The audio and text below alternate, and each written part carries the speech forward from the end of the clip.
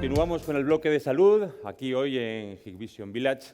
Hemos asistido a una mesa redonda donde se ha hablado de cómo se utiliza la tecnología para ayudar en la gestión de infraestructuras hospitalarias. Vamos a ver ahora la parte más humana, cómo se utiliza la tecnología para ayudar a cuidar a los pacientes. La mesa que viene ahora se titula La contribución de la tecnología al cuidado de los mayores en entornos residenciales.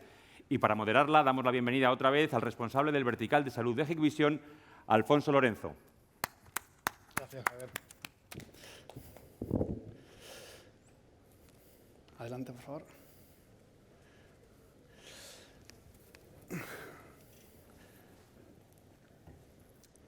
Buenos días de nuevo, buenos días a todos. Gracias por venir aquí. Gracias a los ponentes, gracias al público que quiere asistir a esta mesa redonda en la que vamos a tratar, como bien decían, la contribución de tecnología al cuidado de los mayores, entornos residenciales y sociosanitario. Y para ello tenemos pues la presencia inestimable de Adrián de Paz, director de operaciones del Grupo Casa Verde, Ivor Rodríguez, director CIO, concretamente CIO del Grupo Amavir, Miquel Tellaeche, director gerente del Centro Aitameni en Mondragón, de las Hermanas Hospitalarias. Y, por último, Roberto González, responsable de Soluciones e Innovación del Grupo Domusby. Primer nivel de ponentes. Muchas gracias a vosotros por venir a aceptar la invitación de Hikvision. Lo primero que quería era pues, que vosotros mismos os presentarais un poquito y comentarais algo de vuestra organización, cada uno la vuestra. ¿Cuántos centros tenéis? ¿Qué servicios dais? Etcétera. Adrián, por favor. Muy bien. Lo primero, gracias por contar con este sector social y sanitario por mi parte. Nosotros abordamos todo el cuidado de la dependencia, desde la atención temprana en niños, el daño cerebral adquirido, post-ictus o post-traumatismos, etcétera, tanto en crónicos como en subagudos. Trabajamos en la atención a domicilio, trabajamos en los centros de mayores, en fin, la diversidad funcional. Tenemos un amplio espectro de trabajo en la dependencia. Todo ello con un método propio en cada una de las líneas. Y bueno, y eso es un poco el Grupo Casa Verde. ¿Cuántos centros tenéis? Estamos en 16 centros, pero principalmente tanto hospitales monográficos de daño cerebral como clínicas ambulatorias de daño cerebral, centros de mayores, en fin, diversidad funcional. Y estamos en plena expansión. Abrimos ya mismo en Valladolid un hospital monográfico también, concertado con el SACIL. Abrimos un centro de mayores en el centro de Elche. En fin, Móstoles viene un proyectazo enorme que además lo conoces porque estamos trabajando ahí ya con las cámaras en detección de caídas y demás. Entonces, bueno, estamos en continuo crecimiento en todas las líneas de trabajo. Ivor, Amavir. De nuevo, gracias a Hikvision, a la organización. En nuestro caso, Amavir es un grupo que se dedica principalmente a la gestión de residencias para mayores. Es un grupo francés que nace de la fusión en 2017 de ANMA y de Adavir. Pertenece al grupo Maison de Famille, que a su vez es propiedad de la familia Mouliez. Me gusta nombrar esta familia porque es una familia que tiene bastantes negocios. Tiene Decathlon, Leroy Merlin, Brico King, Norauto, Pinky. Es una serie muy diversificada de sectores en los que trabaja. Nuestra presencia en España, porque trabajamos en España, Francia, Italia y Alemania con marcas distintas, pero Amavir en España tiene 43 residencias actualmente. Presencia en 7 comunidades autónomas, unas 7.000 camas a nivel de España y unos 4.500 trabajadores. Proyectos nuevos, pues estamos abriendo bastantes residencias. En los próximos 2-3 años, unas 20 residencias. Ciudad del Campo, acabamos de abrir Ciudad Real, La Gavia, Santa Cruz, Albacete, Jaén. Bueno, un montón de centros nuevos y un montón de trabajo. Que sea bienvenido. Fantástico, claro que sí. Miquel. Pues nada, agradecer la invitación por participar y estar también rodeado de compañeros de profesión. Aitameni pertenece al grupo de Hermanas Hospitalarias, que es el segundo grupo en tamaño en España en número de camas, tercero en facturación. Aitameni el pasado 1 de junio pues, cumplía 125 años, con lo cual algo de tradición e historia podemos decir que tenemos. Trabajamos por líneas asistenciales, trabajamos en salud mental, persona mayor, discapacidad, rehabilitación de daño cerebral. Más de 900 camas entre hospital y 3 centros residenciales. Atendemos a unos 1.400 pacientes de forma diaria y estamos presentes en 21 localidades del País Vasco. Y presentes también a través de un programa de ayudas técnicas en domicilio en más de 5.000 domicilios de Guipúzcoa. Muy interesante. ¿Y Domusvi, Roberto? Nada, en primer lugar, me sumo al agradecimiento de mis compañeros por invitarnos a este evento y darle voz al sector sociosanitario, ¿no? El propósito de Domusvi es mejorar el bienestar de las personas mayores en un entorno social activo. Las personas mayores son nuestra razón de ser, ¿no? Y en Domusvi, tanto ellas como sus familiares eligen la modalidad, cubrimos todos los grados de dependencia, ¿no? Y disponemos de un modelo pionero de continuidad asistencial, ¿no? Que va desde la prevención y promover a que la gente esté a más tiempo en sus domicilios. Ahí tenemos el servicio de ayuda a domicilio y de teleasistencia, con casi 100.000 usuarios. También damos a los grandes dependientes, ¿no? En nuestras más de 200 residencias que tenemos por toda España, pasando también por centros de discapacidad y de salud mental. Para que la gente se haga una idea, siempre digo unos números así muy redondos del grupo Domusvi en España, pues somos más de 28.000 trabajadores, estamos con presencia en todas las comunidades autónomas y atendemos a más de 200.000 personas. Bueno, números realmente impresionantes, la verdad que sí. Pues entremos en materia. Sabéis que se habla mucho pues, del envejecimiento de la población, se habla mucho de la pirámide de envejecimiento. Vamos hacia una sociedad que va a necesitar cada vez más asistencia a las personas mayores y seremos cada vez más. ¿Qué retos o qué carencias creéis que tiene el sector sociosanitario precisamente debido a este aumento de la población mayor? Bueno, si Empezamos por ti si quieres, Adrián, vale, y luego vamos, perfecto. cada uno participa cuando queráis. A mí, por resumirlo, y creo que aquí vamos a debatir bastante y a coincidir bastante, yo creo que la principal carencia es la falta de compromiso de las autoridades con el sector, porque al final hay determinadas cosas, por ejemplo, la falta de profesionales, que creo que aquí todos estamos de acuerdo. Pues si te pones a analizar, dices, bueno, la pirámide es la que es, está completamente invertida, pero si, por ejemplo, vemos las plazas de la universidad de medicina o enfermería, pues no se incrementan lo suficiente como para cubrir todo esto, ¿no? O, por ejemplo, si analizamos la especialización de esos profesionales, vemos que en 2023 se ofertan 492, hablo de memoria, 492 plazas de medicina para pediatría, especialización de pediatría, y 102 concretamente para geriatría. O sea, es un dato que bueno. Y luego, si hablamos, por ejemplo, de otra de las carencias, es pues la coordinación entre el gasto y la financiación, ¿no? Hablamos de una inflación generalizada que todos conocemos y estamos sufriendo, pues, que impacta directamente en el terreno, en el mobiliario, en el equipamiento y que no va acompasado de una financiación, ¿no? Y por aquí creo que podemos complementar. Hemos empezado fuerte, Adrián. Seguro que... Vamos a coincidir en Sí, las cosas. Vamos a intentar distribuirnos porque el discurso va a ser muy parecido. En cuanto a personal, no solo la falta de personal, pero no solo en medicina y en enfermería, sino también a nivel de auxiliares. Nos está costando encontrar personal. Y esto va unido a exigencias mayores por parte de la administración pública a nivel de ratios de personal. Estamos pegándonos con sanidad, cuando no somos sanidad, somos social. Estamos en un mundo entre dos aguas. O bien nos vamos para uno o para otro, con unas normas claras de juego en todas las administraciones públicas. Otro reto importante es el número de plazas. Como tú has dicho, la pirámide poblacional va a hacer que se incrementen el número de personas mayores en los próximos años, cuando las plazas no van a crecer. Por lo menos por lo que tenemos ahora. Ni van a crecer, ni además se fomenta que las entidades privadas, que en muchos casos son concertadas con la administración pública, construyan, porque no salen las cuentas. ¿Qué va a pasar? Que las tarifas van a tener que aumentar con esos nuevos requerimientos, solo van a poder acceder a unas plazas cierto colectivo, cierta población, con unos ingresos medios altísimos. Sí, ahí coincido totalmente con mis compañeros. Y claro, además esa falta de demanda de plazas va a crecer. Cada vez va a haber va a crecer más rápido la demanda que la oferta.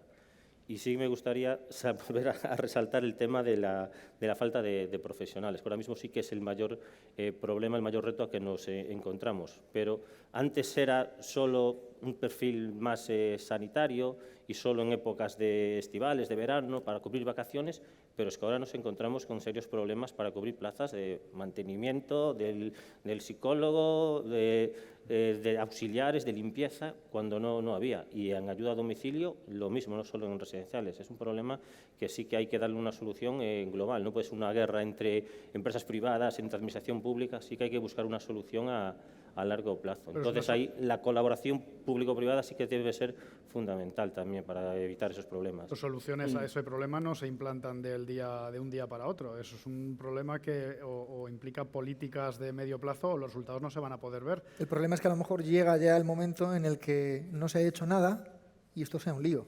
Demasiado tarde, sí, sí. Vale.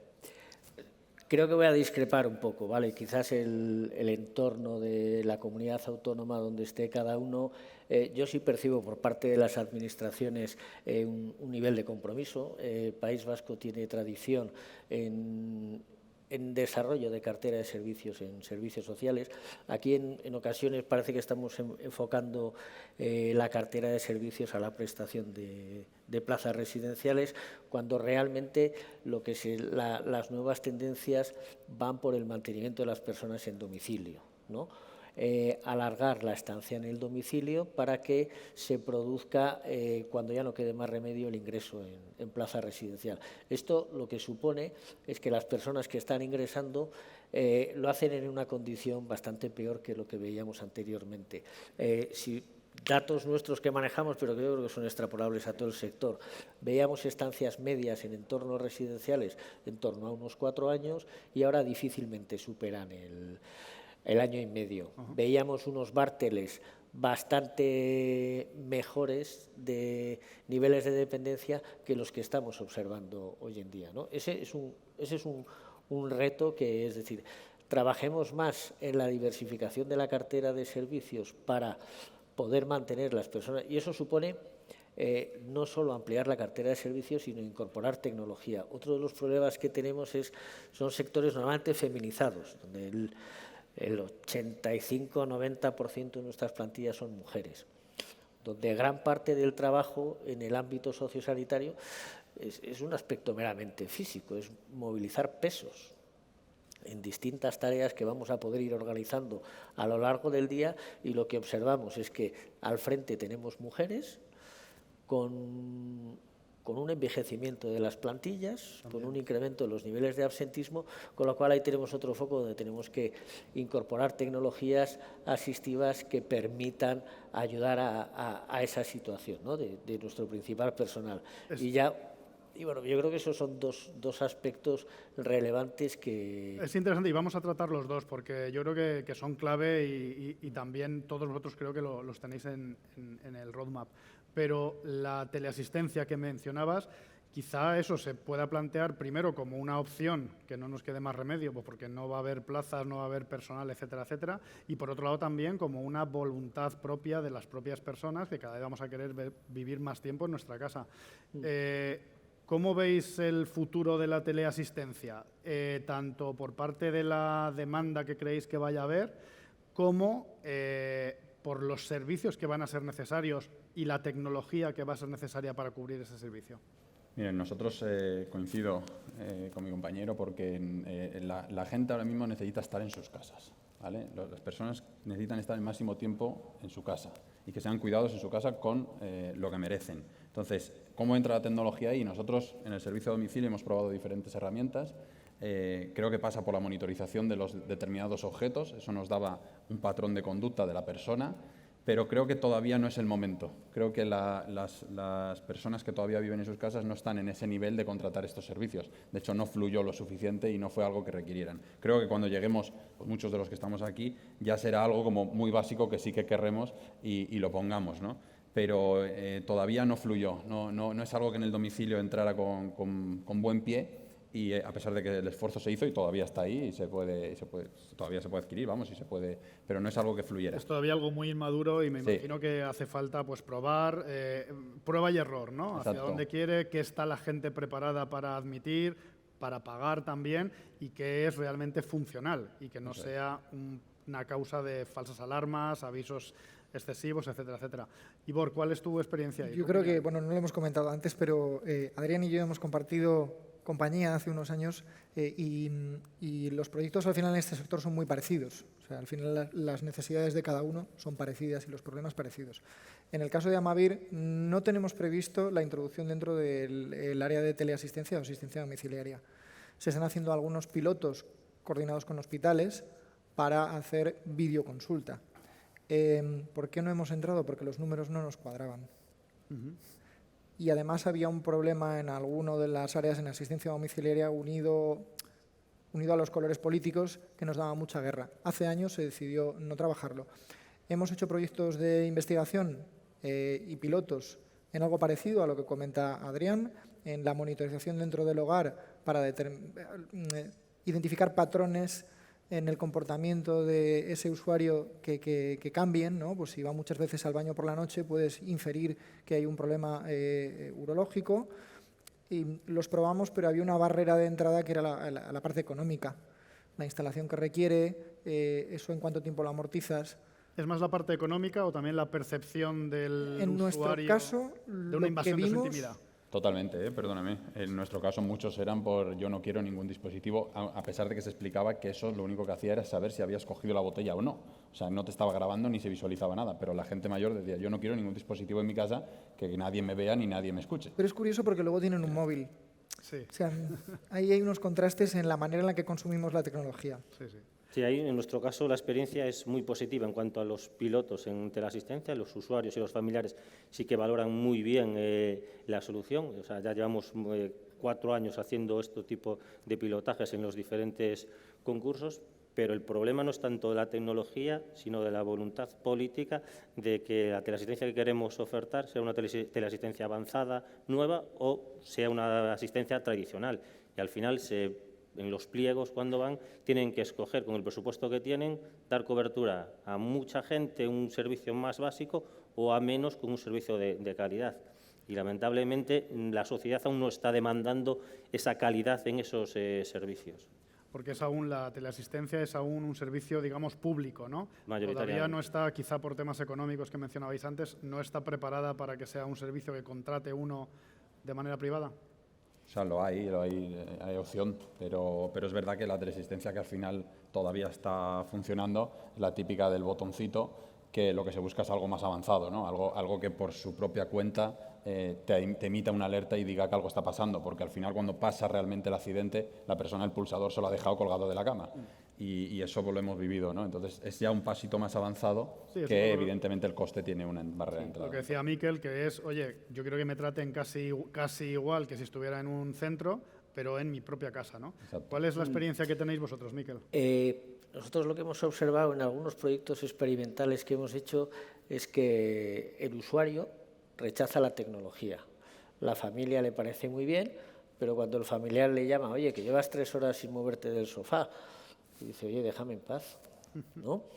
Es decir, estamos hablando de modelos de atención centrada en la persona. Entonces, aquí tenemos que valorar un poco, pues, lo hacemos en modelos sanitarios con la experiencia del paciente, ¿no? Bueno, pues es también parte de necesidad de incorporarles en esa toma de decisión y del desarrollo de los sistemas, ¿no? Por otra parte, los sistemas yo creo que están en una fase muy, muy inicial.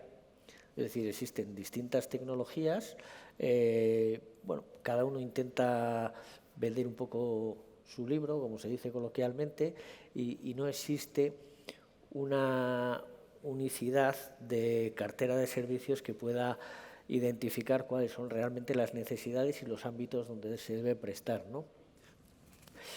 Y por otra parte, también yo creo que es importante mencionar el hecho de que son tecnologías que todavía están en una fase muy inicial y que no somos capaces de definir exactamente cuáles son los requerimientos que buscamos, ¿no? Pero aquí, mira, un poco la misma pregunta que hacía en la mesa anterior.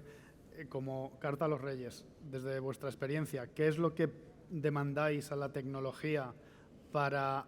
Primero vamos a hablar de la asistencia domiciliaria. ¿Qué sería lo necesario para poder controlar a un paciente suficientemente bien y de manera remota en su casa?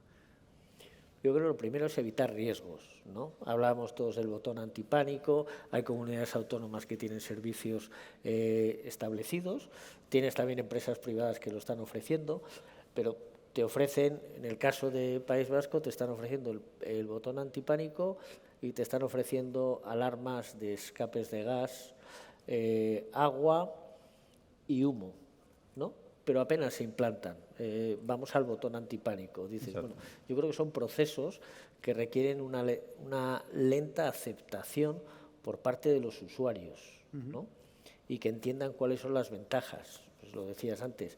Es decir, cuando se va a producir la caída, el botón antipánico está en la mesilla. Sí. No lo lleva puesto. O has perdido el conocimiento y por eso, aunque lo lleves colgado, no puedes. Y porque, bueno, no estáis vosotros no tanto mucho asistencial, en la parte no tanto asistencial. Detectar las cosas sin que haya alguien vigilándolas. O sea, que las cosas ya pasen y sucedan y nosotros nos enteremos de qué ha pasado. De qué ha pasado en una caída, qué ha pasado en un cambio en la temperatura, en un cambio en la glucosa de esa persona, sin tener que estar tomándole una constante. Incluso lo que comenta Miquel, otros elementos más de IoT que nos puedan decir si ocurre un incidente de seguridad, ¿no? Humo, robo, o sea, todas aquellas cosas en el hogar que estén dirigidas a controlar de manera automática las cosas que suceden. Claro, pero y luego todo una especie de Big Data que sea capaz de dar una alarma cuando varios variables pues y sin que haya alguien monitorizando eso, que es lo mismo que comentaban en la mesa anterior. Eso es. De manera automática que los algoritmos o el machine learning con la cámara detecten que está pasando algo, porque yo no tengo un pool de gente y menos de seguridad que esté vigilando esas herramientas. Además, lo positivo de esto es que, como no tengo a nadie, hay un algoritmo que está haciendo eso. Yo no estoy invadiendo la intimidad, entre comillas, de ese usuario. Correcto. Sí, y además Roberto, esa mejora tecnológica afecta tanto en servicios domiciliarios, en las casas, pero también en las residencias. Tenemos que pasar de un modelo reactivo a un modelo preventivo e incluso predictivo, ¿no? Ahora ya tenemos datos suficientes que a nosotros nos pueden llegar a decir si una persona no sale a pasear o no tal, pues bueno, te da indicios de algo que puedes hacer una llamada y evitas una recaída más fuerte a corto plazo, ¿no? Entonces ahora ya tenemos esa información y esos datos se pueden obtener de forma fácil ya. Y como mencionabais antes, que la normativa que no ayuda, la verdad, y que cada vez exige ratios más altos de profesionales respecto de residentes, ¿creéis que la tecnología, hablo de las residencias, ¿creéis que la tecnología puede ayudar a que ese ratio o bien pueda llegar a disminuir o bien se haga más eficiente y así paliar la carencia de profesionales? Yo creo que ninguno tiene la intención de disminuirlo, al revés, tenemos la intención de dedicarlo a otra cosa. O sea, yo creo que la tecnología tiene que venir a suplir pues procesos transversales que suponen un tiempo importante para nuestro personal y que aportan aporta un registro y que aporta algo que podría hacer una tecnología automáticamente, ¿no? Entonces, eso nos permitiría coger a nuestro personal y decirle, oye, dedícate a lo realmente humano, a tratar a las personas más tiempo del que le dedicas ahora. Y aprovecha esta tecnología que está automática y te va a registrar esto y te va a hacer esto, ¿no? Yo creo que hablamos de lo mismo, ¿no? Predecir, pues en esa línea, ¿no? Y quitar quizá trabajos que no sean propios o que los pueda hacer, no digo una máquina, sino pues un algoritmo, un sensor, quitárselo a las personas, ¿no? Ganar tiempo. Ganar tiempo. Lo importante para ganar tiempo, puedes ganar tiempo con más recursos, algo que es complejo, y puedes ganar tiempo digitalizando, transformando esos procesos de forma que la propia realización sea muchísimo más sencilla. La propia realización y, en nuestro caso, el registro del dato. Para poder llevar un control correcto de lo que está sucediendo necesitas registrar los datos. Si tienes que dar en papel la documentación, escribirla, pasarla a un ordenador, ir a un puesto de control. En nuestro caso estamos yéndonos hacia soluciones que permitan embeber dentro de los procesos de trabajo de los profesionales pues esa introducción del dato en el circuito. Yo creo que eso va a hacer posible que ganemos tiempo y que los profesionales puedan dedicarse más a dar ese cuidado a los residentes. El factor humano, como dice Adrián, es imposible, no lo puede retirar. Y gracias a las máquinas, a no ser que vengan androides y empiecen a hacer tareas como dar de comer, que también se va a perder un cariz importante, que es la parte humana. O que hagan compañía, ¿no? Que ya existen robots que hacen compañía. Que hagan compañía. Sí que hay una parte no tecnológica y es un cambio normativo en cuanto a qué profesionales pueden hacer qué cosas, que eso además en el País Vasco están siendo pioneros, si no me equivoco ahora, que va a facilitar que cuando hay una falta de personal de cierto tipo, por ejemplo, el colectivo de enfermería, pues otros profesionales pueden hacer tareas que son sencillas y que pueden recaer en su tejado. Antes les sacaba la cara a las administraciones y ahora no se la voy a sacar. Vale, hay un tema muy claro, es decir, todos somos conscientes de que no hay médicos y no hay enfermeras para los hospitales y tras la pandemia lo único que se les ocurre es medicalizar los centros residenciales, cuando los centros residenciales siempre han sido casas de cuidados. ¿Qué valor añadido aporta la tecnología? Lo hablábamos antes, primero seguridad para los usuarios, seguridad para los trabajadores y liberación de tiempos para dedicarlos a otros aspectos que pueden ser lo que se denominan como tiempos de calidad, más destinados a la interacción con el usuario y en tratar de volcar esas necesidades socioemocionales que pueden tener, ¿no? Es decir, pero no estamos pensando en ahorrar tiempos, sino en destinárselos a lo que realmente son los centros sociosanitarios, que son centros de cuidados, no son centros médicos. Luego las autoridades tienen que ser conscientes. Y luego, paradójicamente, establecen ratios, incremento de ratios, y la variable de la tecnología no se tiene en consideración. Es decir, no será lo mismo que puedas tener equipos o tecnologías que son sustitutivas de algunas actividades que se realicen, pero no se meten en la ecuación. Y luego, cuando tienen un problema de falta de profesionales, habilitan que personas que no tienen la titulación, en el caso de enfermería, puedan realizar una serie de... Es decir, marcamos unas normas que sabemos que no las vamos a cumplir por la situación que tenemos en torno a profesionales, para luego sacar excepciones que además lo único que hacen es cabrear a todos los colegios profesionales. Sí, sí. También en la mesa anterior se hablaba un poco, se quejaban de esto, de que la normativa, la legislación estaba muy por detrás de lo que es la tecnología y bueno, pues el mundo actual. Y yo creo que aquí pasa un poco lo mismo. Y con este boom de sensórica, de integración de sistemas, de tecnología que hay sobre la mesa, efectivamente el seguir manteniendo una serie de ratios basados en experiencias antiguas creo que puede estar un poco pues, obsoleto, ¿no? Quería preguntar a Casa Verde, por tanto, ¿hacia dónde crees que va la demanda de atención sociosanitaria? ¿Crees que, a pesar de todo esto, va a seguir de manera imparable hacia la parte asistencial o teleasistencial? ¿Se van a requerir residencias, a lo mejor, pues, más individualizadas, más como apartamentos en los que hay semi-independencia o autonomía? ¿Cuál es la experiencia y qué está haciendo Casa Verde en ese sentido? O sea, yo creo que la tendencia sí que va a seguir por un tiempo hacia centros medicalizados. Creo que es un error, ya lo comentaba. Se está tratando a los centros sociales como centros sanitarios y no lo somos, y por tanto la financiación tampoco es acorde a lo que realmente hacemos y al recurso que somos para la sociedad y para las autoridades, ¿no? Nosotros sí que consideramos, y lo llevamos haciendo ya desde hace más de 20 años, que hay personas que requieren un recurso más autónomo, como son apartamentos adaptados, y los centros residenciales que estamos construyendo y los que tenemos desde hace mucho tiempo tienen también ese entorno de apartamento en el que pueden mantener de alguna manera su autonomía. En cuanto a los centros de mayores, nosotros sí que consideramos que, y creo que aquí, si no que me corrijan, yo creo que se ha llegado a un momento en el que un centro de mayores se ha convertido en un bloque casi invisible para la sociedad, ¿no? Dentro de un barrio, ¿no? Esa es mi percepción. Y yo creo que hay que devolver esos mayores que viven en ese centro, que es su domicilio, al propio barrio o a la ciudad, ¿no? Y para eso nosotros tenemos un proyecto ahora en Móstoles, creemos que es un poco el futuro, de un proyecto intergeneracional en el que vamos a construir dentro del mismo recinto un centro de mayores y unos bungalows, apartamentos que van a ser para alquiler social a jóvenes. Entonces van a convivir dentro del mismo espacio donde va a haber una serie de actividades conjuntas a lo largo del año y va a servir pues, de alquiler, que hay una demanda tremenda en determinadas zonas, como por ejemplo Móstoles, y para centro de mayores. Eso lo que va a hacer es devolver un poco a los mayores ese barrio, ¿no? Y creo que puede ir un poco por ahí, es lo que estamos trabajando. Muy interesante. Y por quería preguntar a Amavir, para Amavir, ¿qué tecnologías son las que pueden tener mejor encaje en hacer la asistencia más humana y eficiente?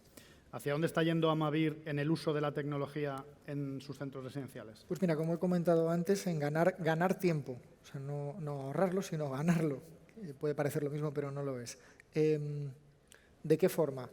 Para nosotros el control de lo que se hace es muy importante.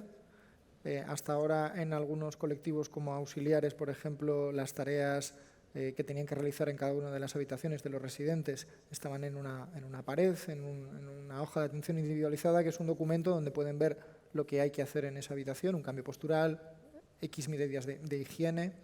Estamos trasladándolo a dispositivos táctiles en cada una de las habitaciones. ¿Para qué? ¿Y por qué tantos dispositivos? Para que en el propio proceso de asistencia, cada vez que van a la habitación, puedan ver lo que tienen que hacer y puedan imputar lo que tienen que hacer. No solo en las habitaciones, sino también en las áreas comunes, ¿no? en los salones, en los comedores, y además estamos añadiendo dispositivos móviles para que ciertos profesionales también puedan llevar a cabo esa toma de constantes, temperatura, tensión, en el momento en el que realizan la toma de constantes pase al sistema.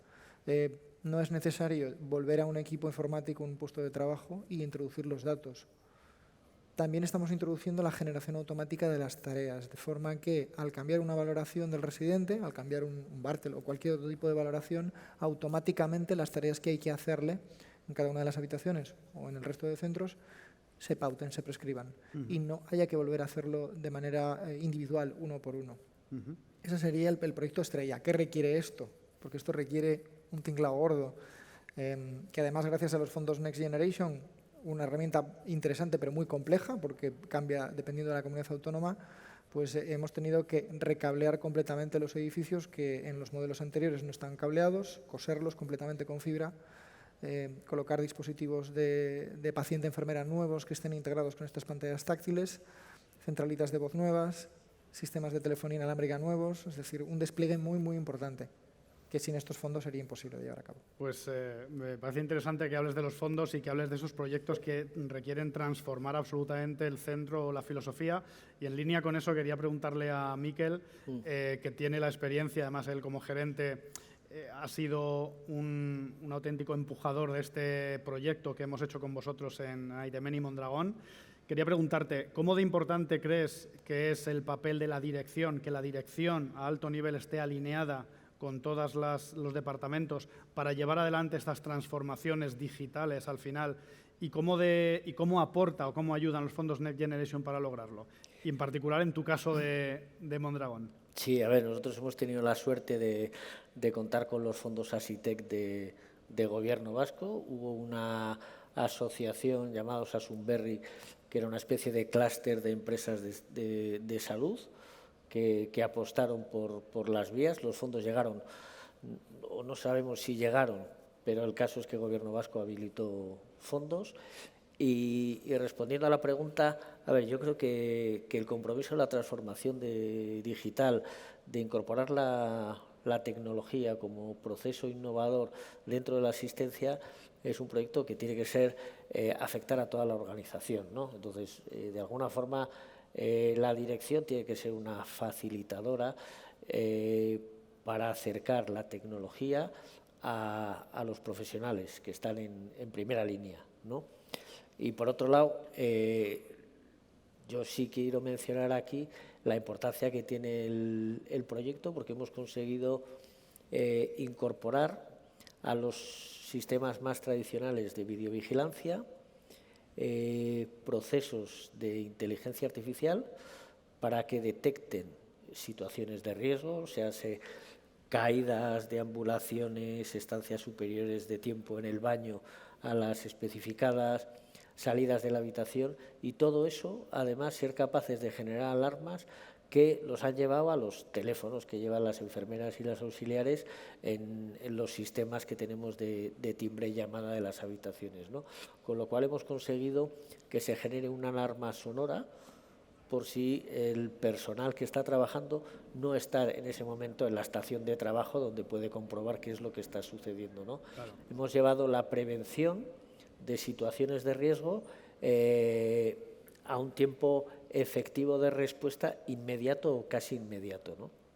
Y hay, no solo hemos participado 5 empresas, habéis estado vosotros, ha estado la gente de Kepler que está por aquí y les quiero decir, pues les están traduciendo thank you for the commitment and the effort focusing in our clients' requirement, ¿no? Thank you for, ¿no? Porque son realmente los que han empujado. Y luego tenemos a Ondoan, que es nuestro distribuidor, que se ha peleado con la gente de Ibernex para conseguir integrar, ¿no? Es decir, ha habido una cadena de trabajo que yo creo que es importante. Es la primera vez que un hospital presenta un sistema integrado que lleva la videovigilancia de una cámara de un fisheye, lo lleva a un mensaje telefónico que está informando de una situación de riesgo, ¿no? Yo creo que ese es el valor. Yo creo que es muy importante, es muy interesante y sobre todo para los que somos técnicos nos gusta mucho. Realmente el premio está en que los usuarios,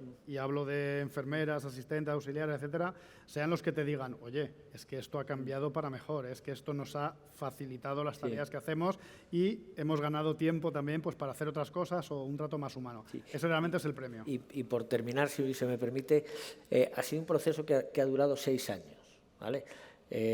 Hemos analizado casi todos los equipos, devices de estos que existen en el mercado, sensores de cama, antenas, controles de presencia, detección de movimiento y al final lo que estábamos visualizando es que para incorporar toda la serie de controles que buscábamos íbamos a tener que darle un chaleco a la enfermera con 6 bolsillos para que tuviera los gadgets correspondientes, ¿no?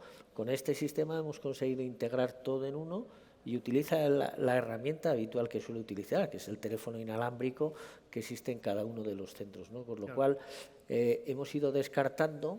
La pandemia, por un lado, nos paró, pero también nos dio ese tiempo de reflexionar, ¿no? Hemos estado muchas veces de brazos cruzados atendiendo y evitando. Bueno, fue un tiempo también de reflexión para avanzar y luego pues agradeceros a vosotros que aparecisteis con Kepler con una solución que nos ofrecía un poco lo que veníamos buscando, ¿no? Muy innovadora, desde luego, y además que vemos que tiene uso y que tiene sí, aplicabilidad. Además, al final estamos todos en los mismos proyectos y con los mismos problemas. Nosotros también, gracias a subvenciones y ayudas que da el Gobierno vasco, a SITEC o la SPRI, sí que hemos también una residencia de Miraflores en Bilbao, a combinar las dos soluciones que comentó tanto Miquel como Igor, que ya tenemos pantallas táctiles en todas las habitaciones para digitalizar y que se registre la tarea en el propio momento, ¿no? Y que se aporte valor a las medidas y seguridad. Y también toda una sensórica, inteligencia artificial para cambiar y no andar con los controles de errantes con pulseras, que la gente esté marcada, sino con reconocimiento facial, ¿no? O sea, eso ya también lo conseguimos. Pero claro, nosotros el problema se nos multiplica cuando queremos homogeneizar para dar soporte a todas esas soluciones, cuando en Euskadi pues tenemos esta tecnología, en Madrid el centro que tenemos viene con otro fabricante, con otro sistema paciente-enfermería, integrar todo eso y eso, que nuestros profesionales que no anden con 4 dispositivos cada uno para controlar, ¿no? Entonces ahora estamos intentando homogeneizar todo eso, pero claro, al final ya llegamos más o menos soluciones con los 4 principales proveedores, pero aún nos quedan más. Al final siempre hay un centro pues, que tiene otra solución y aún por encima que hace 5 años o 10 años que no se toca. Ahí precisamente quería preguntarte a ti, como director de innovación, ¿qué papel tienen los departamentos de innovación en estas corporaciones? Parece mentira que pueda llegar a haber un departamento de I+D o de innovación en un sitio, en una empresa que se dedica pues, a cuidar personas mayores, ¿no?